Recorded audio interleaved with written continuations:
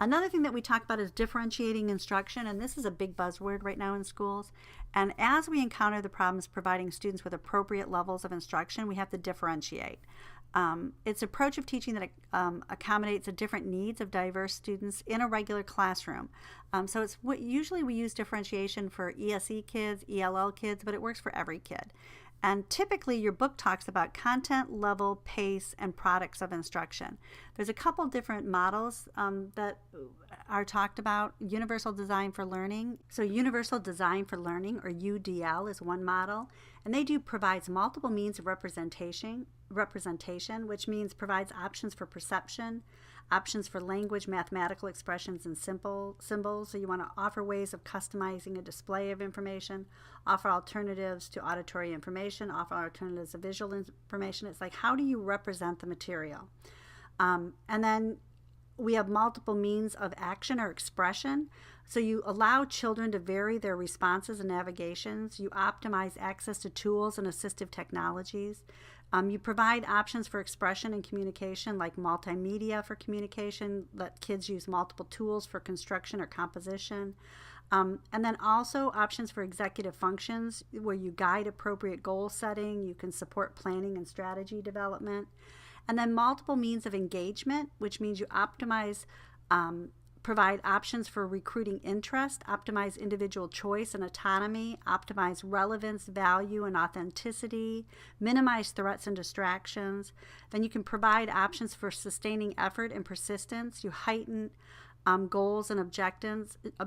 You vary demands and resources to optimize that challenge. You foster collaboration. Or we can do self-regulation. We provide options for self-regulation, where we provide expectations and beliefs that optimize motivation, and you can facilitate personal coping skills and strategies. And then you develop self-assessment and reflection so that the child take ownership in their learning. Tomlinson is probably the biggest proponent in differentiated instruction, and if you look at this, it's content, product, and process. So your content is your differentiating. So if I have a kid that's reading on a 7th grade level, I might give them a text that's at a 7th grade level. But I might be teaching the same science lesson, and I might have another child that's actually reading on a 5th grade level, and then I might have one that's reading on a 3rd grade level. And the only difference between a 3rd grade, a 5th grade, and a 7th grade is maybe a little bit more depth in the 7th grade, but mostly it has to do with vocabulary and how much information that they actually can retain. So my 4th grade, I'm going to have a 4th grade reader. My 5th grade, I might have a 5th grade reader. My 7th grade, I might have a 7th grade reader, but it's all in the same content so that they can engage in conversations with each other. And then the kid that's reading on that 7th grade level, if I have mixed ability groupings, are able to kind of talk about some of the things that they read, and then they're going to inform that kid that's actually reading on a 3rd grade level. Process is how I teach the the material. So I'm going to talk about like different ways that I can engage kids in this in the lesson. So I might do some visual. I might talk about books on tape. I could do things like computer games. I could do things like small group instruction. I could do cooperative learning. It's the process which the children obtain the information. And then the last one is that they do is product, that I don't expect every child to give me the exact same product, that the product can be any way that they want to tell me that they've learned the material, because we have that standard. The student will be able to list 3 reasons for the Civil War. So it doesn't matter that maybe one kid might write me a paper, another kid might dictate it onto a computer, another child might do a concept map, that the product is just getting at the child being able to articulate the answer to, that they know the content of the objective.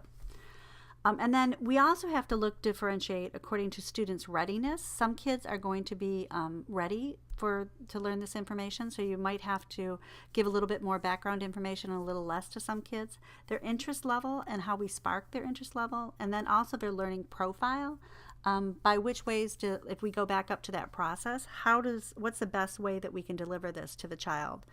Some of the schools use Gardner's multiple intelligences in that learning profile, and they start to look at it and they bridge the learning profile with what are the child's strengths and weaknesses in the different areas. Other techniques that your book talks about on how to differentiate instruction is peer tutoring. It's an approach where one student teaches another. Cross-age tutoring, which tutors is several years older than the students being tutored. I use that a lot when I used to teach. And then tutoring by teachers, which as we know is probably the most effective one, when you can do small group one-on-one tutoring or small group tutoring with children. I had a kid that did cross-age tutoring though. He was a 7th grader and he read on a pre-primer level. And when I actually went back and looked at his cume folder, I figured out the reason he couldn't read. I couldn't figure out why he couldn't read because he was really smart, and pretty much everything else he did, he was really smart. He just had a really hard time with reading, and he was already in 7th grade, and he had a real thick Southern accent. And when I would talk to him, I said to him, "I just don't understand." He said, "Well, Miss P, you don't have to learn how to read. If you just don't know how to read, you just throw your desk at your teachers." And he goes, "After you throw your desk at your teacher 3 times, they just kick you right out of the school."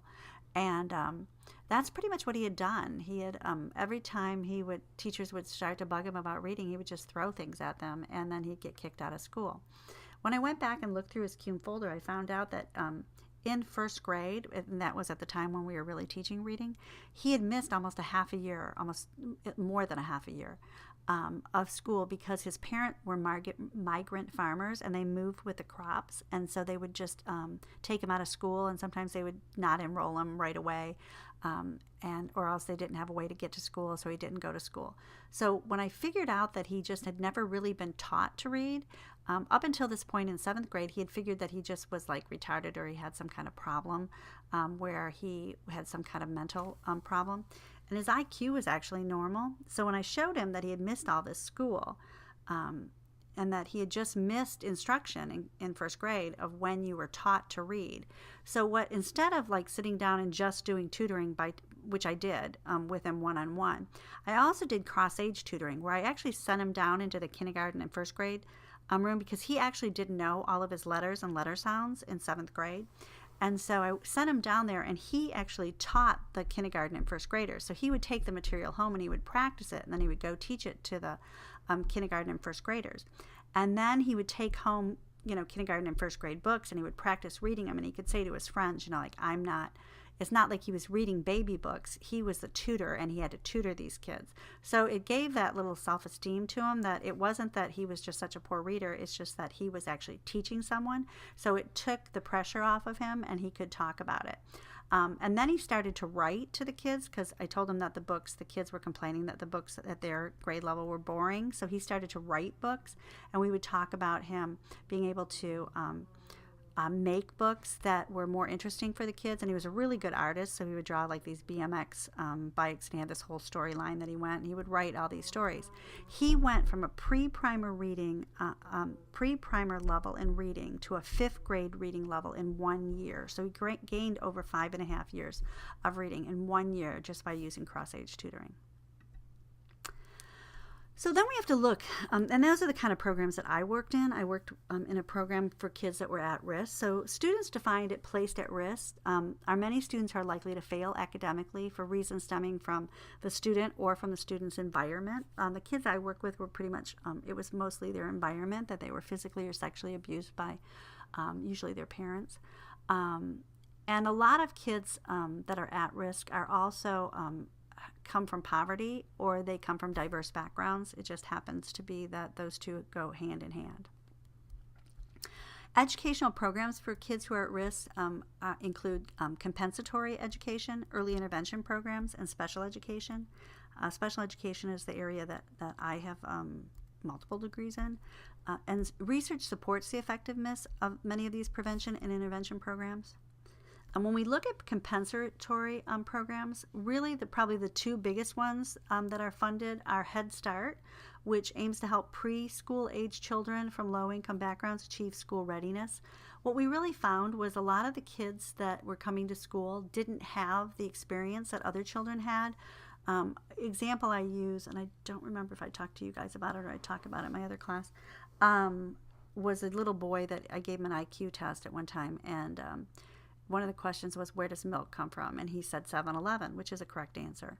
But it's not the answer they were looking for. So then I said, okay, well, where does a 7-Eleven get their milk from? And he said, from the milk truck, which is also a correct answer. And I said, okay, but where does a milk truck get the milk from? And he said, the milk factory. And I said, okay, so where does the milk factory get the milk from? And he said, I don't know, they make it. So the bottom line was the child did not know that milk came from a cow, and that it was, that cows were on the farm and that they were milked, because he had never been to a farm. He had no idea. I don't think he's ever even really seen a cow. So when I showed him a little video on where milk came from, he was completely disgusted. So Head Start tries to do things like that. Like, they work with kids on letter sounds and letters. They take them to farms. They take them on field trips. They go to museums. They do all kinds of things that middle-class families tend to do more of, because they're afforded vacations and things like that. So Head Start is trying to give them a head start on learning. The effect of Head Start has been positive. It's shown to, but it doesn't show to have as many long-lasting benefits as they had hoped.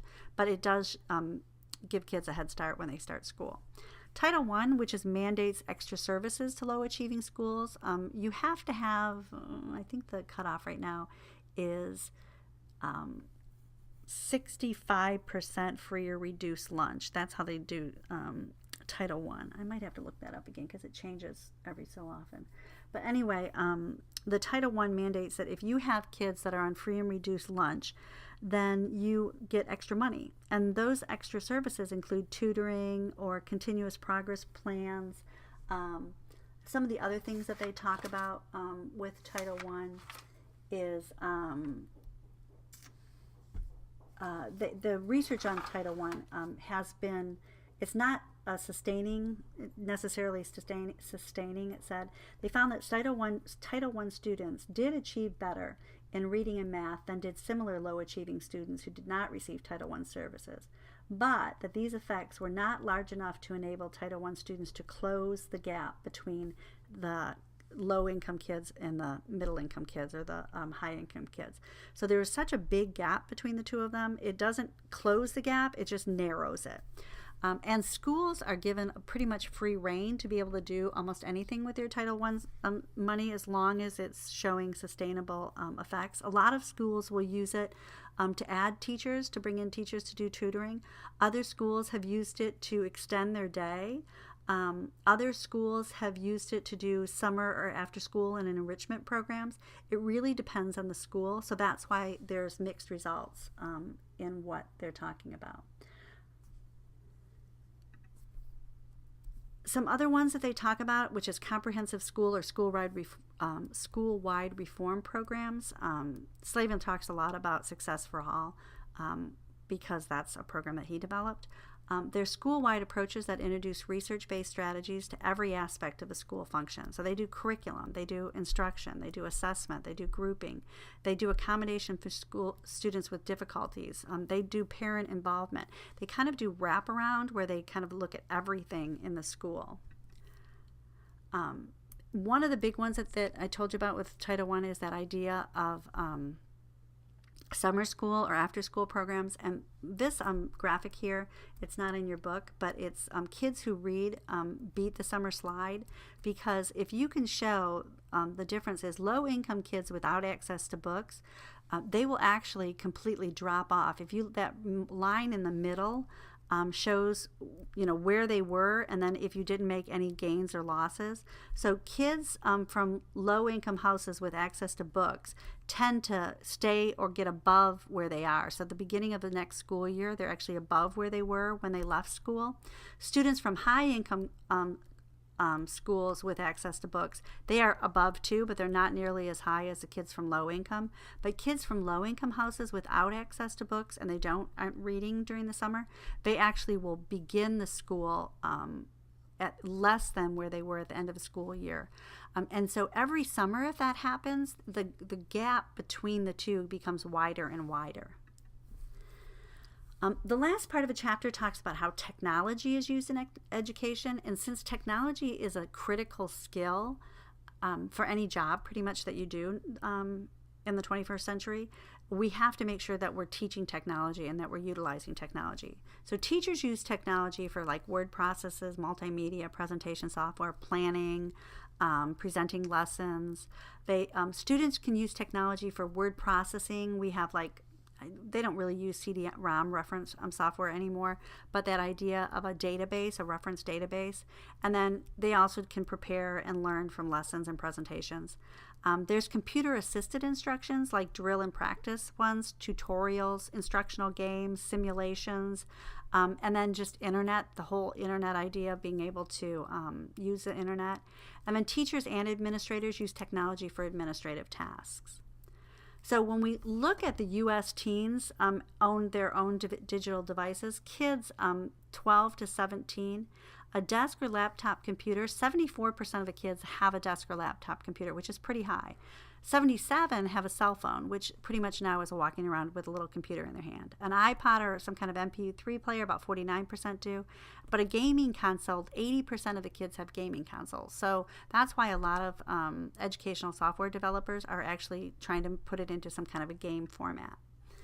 So when we look at technology in the classroom, we have to look at the digital use of technology and enhance lessons and groups of students. So we have to not just know technology ourselves, but we have to teach kids how to use technology so they can be more technology literate and use technology in their own life. So they have to use computers like word processing, also teaching kids how to use spreadsheets, and then also be able to do a presentation, because the likelihood that a kid's going to have to write a 20-page paper when they get a job is slim. But have to do a presentation, maybe to their boss or to clients or something like that, that's pretty high. So you want to make sure that the kids are able to use technology that are going to have job skills, that are going to enhance their job skills. Other technology that we use in the classroom are things like interactive whiteboards, which is that large screen that's visible, kind of like what you're looking at right now is an interactive whiteboard. Actually, the software I'm using is an interactive whiteboard because it allows me to write on it. I can link to sources outside of the presentation. It allows me to interact with it. A lot of other schools and a lot of teachers are using, we've talked about this in previous chapters, electronic response devices, which allow students to work on items at their own level and at their own pace, so that kids are might be using a tablet. It could be like Kahoot, where they're actually interacting with a quiz. Some teachers use electronic devices to give exams because it gives immediate feedback and tells the students how they're doing. When you use Blackboard and you take your quizzes, you'll get the score in your quiz immediately, so you'll automatically know how well you did, which is a positive reinforcer right there. When we look at technology for learning, there's a wide variety of purposes for students to help students learn. A lot of them fall into these categories like word processing and publishing. If you're not a good speller, I'm not. Spell check is a wonderful thing. The grammar check is pretty good now too in Word, which will tell you where you need to put your commas and such like that, and it will give you a little query about there, and there to make sure you're using the correct one. Spreadsheets and databases, teachers don't teach those as much, but they're highly effective by making charts and stuff like that go along with it.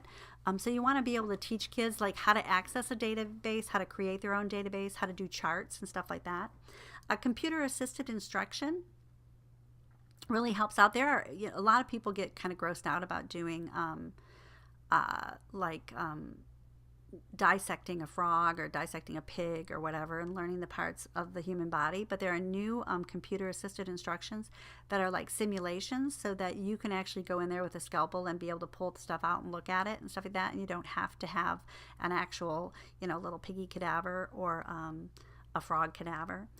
The internet is a huge resource. We also have to teach children how to be good viewers or effective viewers of information on the internet, because there's bogus information on the internet as well. So you have to talk to them about, what is good research? How do you know whether or not? I try to teach my, when I do my JSIM, like you have to look back, it's the Pew Educational Research on insurance, affordable insurance, and then you have to look like who actually sponsors that website. Okay, it's a bunch of insurance companies. Are they really going to say negative things about themselves? Doubt it. So you got to look at like what is the credibility of the source, who is creating this information, because the internet is, anybody can put anything up on the internet. Multimedia is really important because you guys are a generation of YouTubers. or Vine or Snapchat and all that kind of stuff. So you're used to being able to tell something in a very short period of time via multimedia. Integrated learning systems put everything together. It's like usually multimedia, and then you have to blog about it and get feedback through it. And then obviously other ones is like computer programs. Volusia County right now requires 20 minutes of reading and 20 minutes of mathematics on their, I can't remember the name of the program, some kind of success learning or something like that. But they're actually programmed to based on the child's levels. So with reading, it would be if you're in third grade, fourth month, it would give you specific things that have to do with third grade, fourth month, and then they ask questions, and then it adjusts based on your answers. So if you miss like main idea, it would go back and reteach main idea. In mathematics, you progress as fast as or as high as the based on your answers. So if you didn't get fractions, it would go back and reteach fractions for you. So the kids, the program adjusts based on the child's mastery of the concept. As we talked about already for internet, there's educational applications ranging from simple game to lessons, simulations, interactive models of some sort of reality. WebQuest is a big one. You don't hear it as much as you used to. I love WebQuest, and I used to always have teachers create them because it's kind of like almost like a detective game. You're like, today you are a reporter, and you are going to be researching the effects of damming off the Everglades. You will be transported back in time and have to talk to the citizens around Lake Okeechobee and decide whether or not they should dam Lake Okeechobee and the Everglades, or whether or not they should continue to allow it to freeform. It is your job, time travelers, to make the Everglades safe again. So it's kind of like the kids have to take a pro or con, and they usually put them in a role of a reporter or a journalist. I mean, some kind of a journalist, or it could be a doctor, or you could be a detective, something like that, where it's a simulation where they're given websites and stuff where they have to seek out the answers in order to solve the problem or solve the riddle that goes along with that. Problem-solving programs, we already looked at some of those in Chapter 7, where you had to do the engineering problem-solving, but there's a lot of developed critical thinking skills. Multimedia projects are up-to-date old-fashioned reports, like being able to do a PowerPoint, or if any of you have done a Prezi before. Prezis make me a little bit sick to my stomach because they move too fast. But some kind of multimedia project where the kids are developing some kind of presentation that they have to do. And then that integrated learning system, which is entire packages of hardware and software where everything kind of goes together, it integrates. So it might have a little bit of multimedia, they might have a little bit of skill and drill, they might have some videos that go on there, so that kids might have to develop a database. It integrates everything together. Web 2.0 also refers to the modern use of the World Wide Web. We don't really call it that too much anymore, but that's like web blogs or online diaries, little wikis where people can add or change information on a site. The RSS feeds are real simple syndications or rich site summaries. Let students know when something new is posted in a blog or a wiki. So you can have kids sign up for that, and then the kids, as the blog is being updated, then the kids get feedback on that. Podcast is pretty much what I'm doing right now, which is multimedia files available on the internet for playback on computers and mobile devices. And then there's also the idea of social networking, websites used to communicate with or meet with. A lot of teachers are using social media now in order to let parents know what they're doing in class, have downloads of some of the assignments, giving the kids feedback. I noticed everybody missed this, blah, blah, blah, that goes along with that. Instructional television and embedded multimedia. An old technology is instructional television is being used in new ways. They are doing embedding multimedia, which is approached with brief segments of video content that's threaded into a lesson. So it's just little tiny ones. Assisted technology is another one that it assists students with physical disabilities that go along with that. And in each district, there are people that will come in and assess a student for their assisted technology to see what they need. Do they need like a different type of keyboard? Do they need a different type of computer mouse? Is it a communication device? Stuff like that.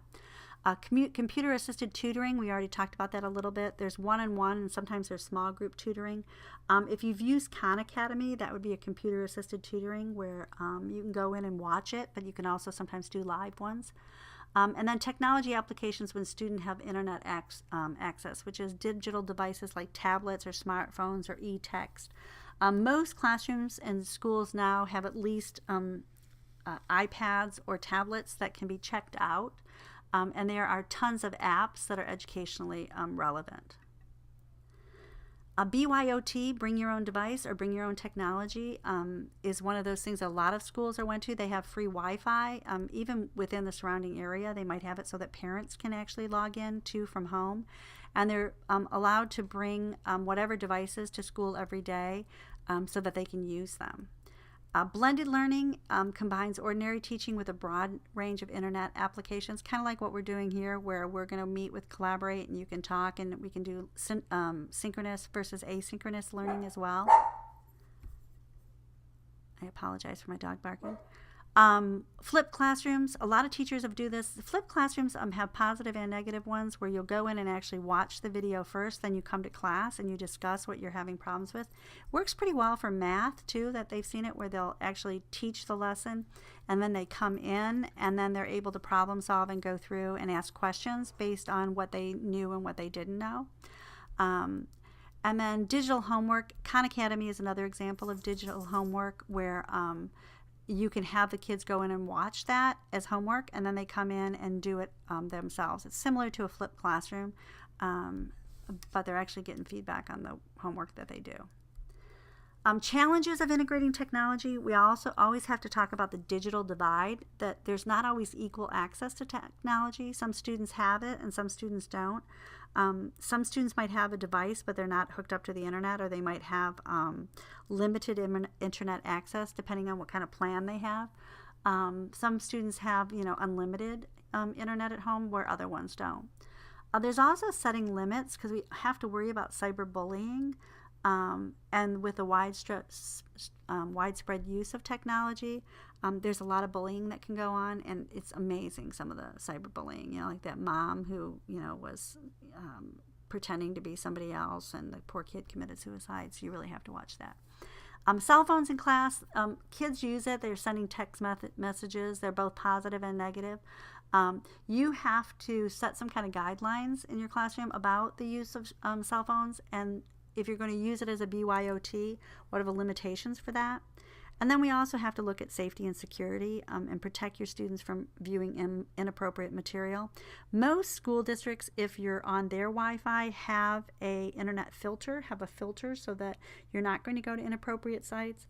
But they're usually, kids can sometimes get around that as well. But that's why you always have to check out what sites you're going to and where you want them to go first, because you never know what kind of ads might pop up. When we look at internet for teachers, email is probably the most prolific way. I can't say it now. Teachers use email a lot to be able to communicate with parents. I would really watch this. In my 265 class, I have kids send an email back to me because I cannot tell you how many snarky emails I've gotten from teachers. And I just don't think they realize how they're coming across, because it's really quick, and sometimes you just write something off the top of your head and you hit send.